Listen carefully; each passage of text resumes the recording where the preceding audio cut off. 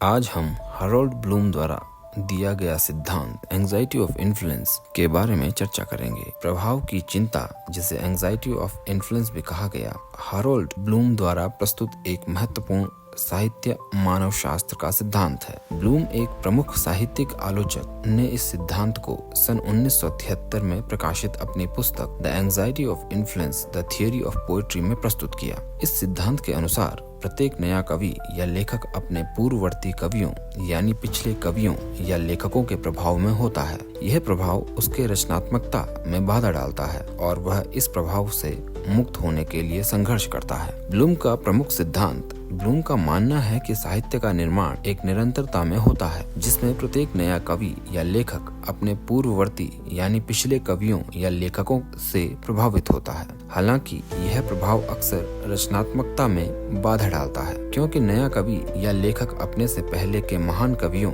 या लेखकों के विशाल साये के नीचे काम करता है। इस प्रकार ब्लूम के अनुसार नया कवि या लेखक एक प्रकार की प्रभाव की चिंता यानी एंजाइटी ऑफ इन्फ्लुएंस का अनुभव करता है। इस सिद्धांत के मुख्यतः 6 चरण हैं। आइए हम इन्हें जान लेते हैं। ब्लूम ने इस प्रक्रिया को 6 चरणों में विभाजित किया है, जिन्हें उन्होंने विभिन्न ग्रीक और लैटिन शब्दों के माध्यम से समझाया है। पहला चरण, जिसे क्लाइनेमेन कहा गया, क्लाइनेमेन वह मोड़ है जब नया कवि अपने पूर्ववर्ती या पिछले कवि की शैली या विषय वस्तु को थोड़ा बदलता है ताकि वह कुछ नया और अलग प्रस्तुत कर सके। यह एक प्रकार का रचनात्मक मोड़ है जो नया कवि अपने पूर्वज की रचना से अलग करने के लिए करता है। दूसरा चरण है टेसेरा। टेसेरा वह चरण है जब नया कवि अपने पूर्ववर्ती कवि के काम को पूरा करने का दावा करता है। यहाँ नया कवि यह कहता है कि उसके पूर्वज का काम या पिछले व्यक्ति का काम अधूरा था और वह उसे पूरा कर रहा है। यह एक प्रकार की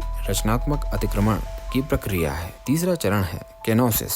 केनोसिस वह चरण है जब नया कवि अपने पूर्ववर्ती कवि के प्रभाव को छोड़ने की कोशिश करता है। यह एक प्रकार का आत्मनिर्वासन है जहां नया कवि अपने पूर्वज के प्रभाव से मुक्त होने के लिए अपने आप को सीमित करता है। चौथा चरण डीमोनाइजेशन। यह वह चरण है जब नया कवि अपने पूर्ववर्ती कवि को एक दानव के रूप में देखने लगता है। यहाँ नया कवि अपने पूर्वज के साथ एक प्रकार की मानसिक लड़ाई करता है ताकि वह अपने आप को स्वतंत्र और विशिष्ट के रूप में स्थापित कर सके। पांचवा चरण है जिसे कहते हैं एस्केसिस। एस्केसिस वह चरण है जब नया कवि अपने आप को सीमित करता है और अपने पूर्ववर्ती कवि के प्रभाव से दूर होने की कोशिश करता है। यह एक प्रकार का आत्मनियंत्रण है जहां नया कवि अपने रचनात्मकता को अपनी पहचान के अनुसार ढालने का प्रयास करता है। छठवां और अंतिम एपोफ्रेडिस।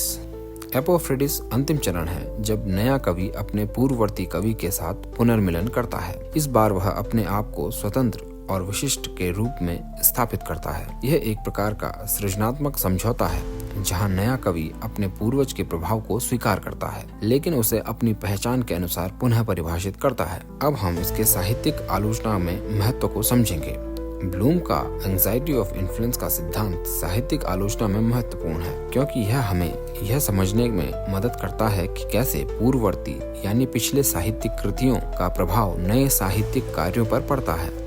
यह सिद्धांत न केवल कवियों और लेखकों के लिए बल्कि सभी रचनात्मक कलाकारों के लिए भी सामान्य है। यह हमें यह समझने में मदद करता है कि रचनात्मकता और मौलिकता की खोज में प्रभाव का क्या महत्व है और यह कैसे नए कार्यों के विकास को प्रभावित करता है। इसके प्रभाव का संघर्ष, जैसे ब्लूम का मानना है, हर नया कवि या लेखक अपने पूर्वजों के साथ संघर्ष करता है ताकि वह अपनी पहचान बना सके और उनके प्रभाव से मुक्त हो सके।